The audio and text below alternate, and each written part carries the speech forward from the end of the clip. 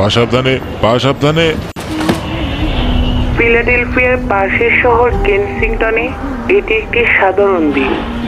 এটি ট্রাঙ্ক নামের একটি ড্রাগের প্রভাব। এটি জম্বি ড্রাগ হিসেবে পরিচিত। এই ড্রাগ মানুষকে জীবন থেকে এমনভাবে বিচ্ছিন্ন করে ফেলে যেন তারা অস্তিত্বহীন। এখানে আসার পর মানুষ যেন জম্বি হয়ে যায়। এটা কেনসিংটনের পাশেই। মনে হবে যেন বিপর্যয়ের মাঝে বেঁচে যাওয়া কোনো গল্পের মাঝে এসেছেন। ঝাঁকানো শরীর আর ক্ষত বিক্ষত হাত। এটা স্কিন খেয়ে ফেলে।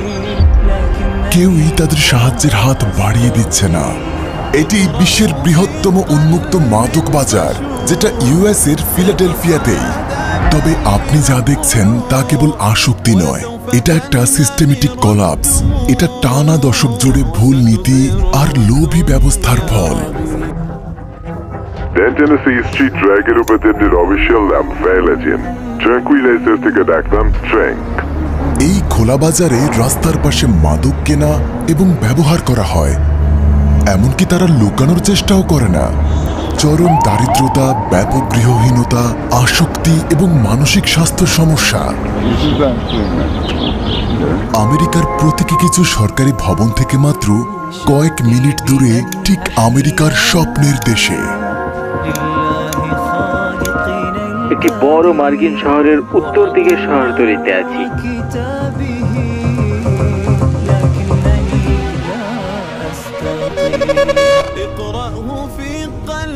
আমরা আছি ফিলাডেলফিয়া, পেনসিলভানিয়াতে।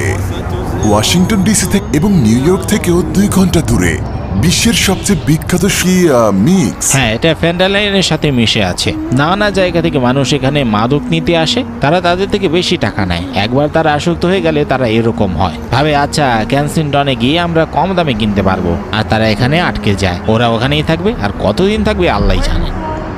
তো সে মাদকাসক্তির লড়াই করছে। পছন্দের ড্রাগ কোনটি? হেরোইন আর ফেন্টানিল। হেরোইন আর ফেন্টানিল।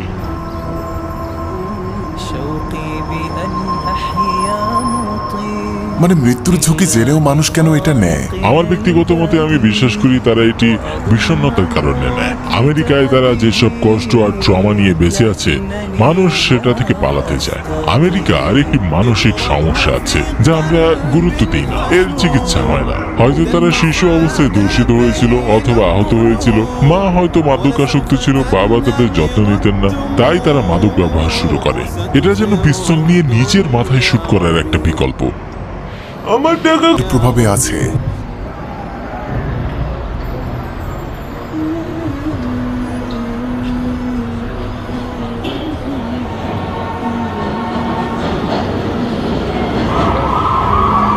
দেখুন, এটাই জম্বিল্যান্ড। তারা কেনই বা একে জম্বিল্যান্ড বলে? কারণ ক্রমাগত মাদক সেবন। এখানে সস্তার আগে নেশাগ্রস্ত হয়ে পড়ে আছে। যারা জানে না শুনে রাখো, সরকারই এসব আমাদের দিচ্ছে। সত্যি? হ্যাঁ, তারাই করে। হ্যাঁ, সরকারি সরবরাহকারী।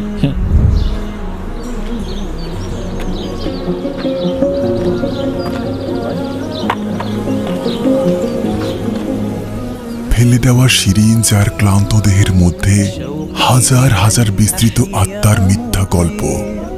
আমার নাম জন। আমি প্রায় 18 বছর ধরে মাদক সেবন করছি। আর এটা গত 3 বছর হলো যখন আমি ইনজেকশন দিতে যাব। দেখুন, আমার পায়ে ভয়াবহ ক্ষত আছে। আমার যে অবস্থা, হাসপাতালে থাকলেই ভালো হতো। 15 বার হাসপাতালে যেতে চেয়েছি, কিন্তু লাভ হয়নি। পায়ে বারবার মাছি বসছে। ব্যান্ডেজের ভিতর থেকেও ইনফেকশনের গন্ধ পাচ্ছি। আমার জিন্সের ভিতর থেকেও গন্ধ আসছে।